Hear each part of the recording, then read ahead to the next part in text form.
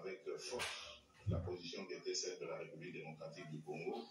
Et notre agresseur est parti toujours dans ses manipulations et mensonges habituels. À cela tienne, un autre rendez-vous a été proposé par le président, celui de nous rencontrer séparément.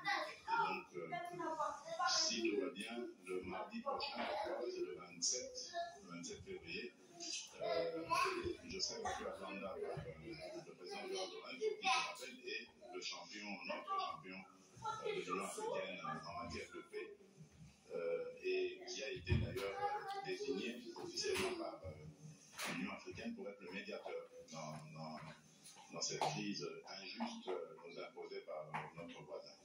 Donc voilà, il y a eu beaucoup de très très bonnes nouvelles. Nous avons rencontré nos amis américains aussi qui, pour ceux qui ne le savent pas, sont très actifs dans les efforts diplomatiques pour essayer de juguler cette crise. Et je les félicite et en même temps j'en profite pour demander à l'opinion, parce que j'entends ici et là des tas de commentaires, de rester surtout mobilisé et ne pas s'en prendre comme ça aux pays amis qui font des efforts pour essayer de nous aider. Et les États-Unis font partie de ces pays-là qui sont vraiment très fortement impliqués.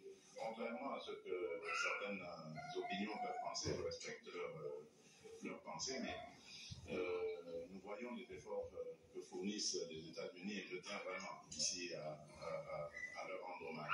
Aujourd'hui, d'ailleurs, grâce à ces positions, beaucoup d'autres pays ont avancé. J'en veux pour la France, par exemple, qui a fait une dernière déclaration très intéressante et vous pouvez comparer ce changement de narratif entre la dernière visite du président Macron ici et ce qu'est la position française d'aujourd'hui. Donc, je ne crois pas que ce soit une très bonne idée de s'en prendre comme ça aux édifices de représentation diplomatique des pays amis, ici représentés à Kinshasa. Mais oui, c'est légitime de faire des manifestations de colère, de désapprobation pour certaines positions comme celle de l'Union européenne. J'espère que nous en parlerons. On aura l'occasion justement de ça, nous en parlerons. Donc voilà. Mais restez serein, calme. La maison est très bien gardée, la diplomatie est bien tenue, la victoire est certaine parce que nous sommes du bon côté des choses, de l'histoire.